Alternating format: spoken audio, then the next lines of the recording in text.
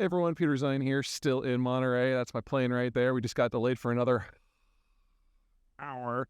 Anyway, on the topic of waiting, where is this ridiculous idea of a COVID recovery for the Chinese? I mean, come on, it's been 6 months.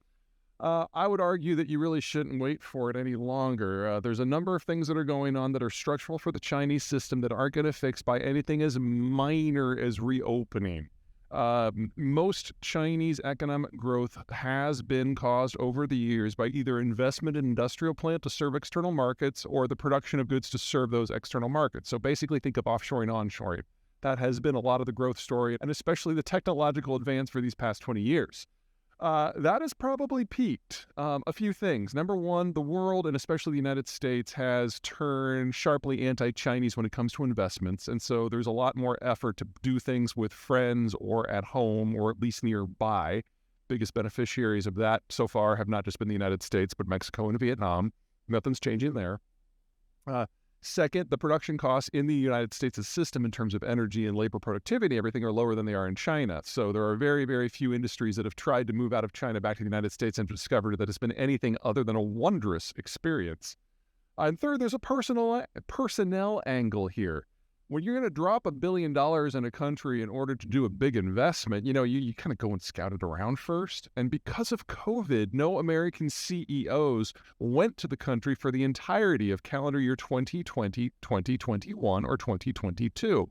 If they did, they were subjected to the joys of literally an anal probe to check them for COVID. We like to call this in economic parlance a non-tariff barrier.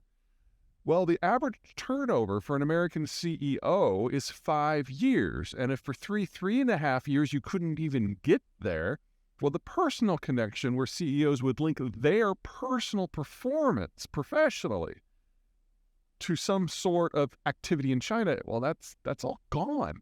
And so we've seen interest at the corporate level drop as well.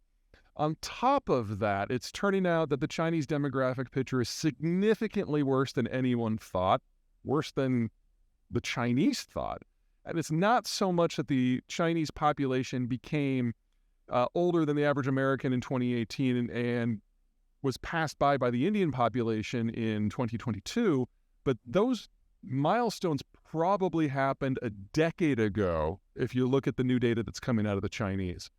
So the economic case isn't there. The personal case isn't there. The investment case isn't there. And that's before you consider the Chinese have kind of become a bag of dicks in international diplomacy. This whole wolf warrior approach has soured a lot of people and made it less likely for Chinese tourists to be welcomed and less likely for countries to be interested in seeking that at all. So when you look at flights in and out of China to other countries, the global average is only about 40 to 50% of pre-pandemic levels. So there hasn't been that kind of burst of revenge tourism that we've seen in a lot of places. And flights to and from the United States, where the business is done, that's only 6% of pre-COVID levels. So we've had a significant shift of mindsets on all sides. And with the demographic collapse, meaning that consumption-led growth was never possible again in China at bulk anyway, it really shouldn't be a surprise that the Chinese are proving unable to have a post-COVID bump, which means we're really close to a post-COVID slide, assuming nothing else goes wrong, and a lot of other things are going wrong. All right. See if I have another delay here in a bit. Finally boarded. Oh, yeah. One more thing. We don't know how many people... Hi! We don't know how many people died in China's COVID experience, so assuming that the anti-vaxxers are right and this has never been worse than a common cold, that was 1 million people. Dead people don't spend money. People who survive dead people tend to be kind of down in the dumps for a little bit of time. So the idea that there was ever going to be a big economic boom as China opened kind of flies in the face of, logic and emotion, and demographics and trade and a few other things. Anyway, I'm finally moving now. See you from home.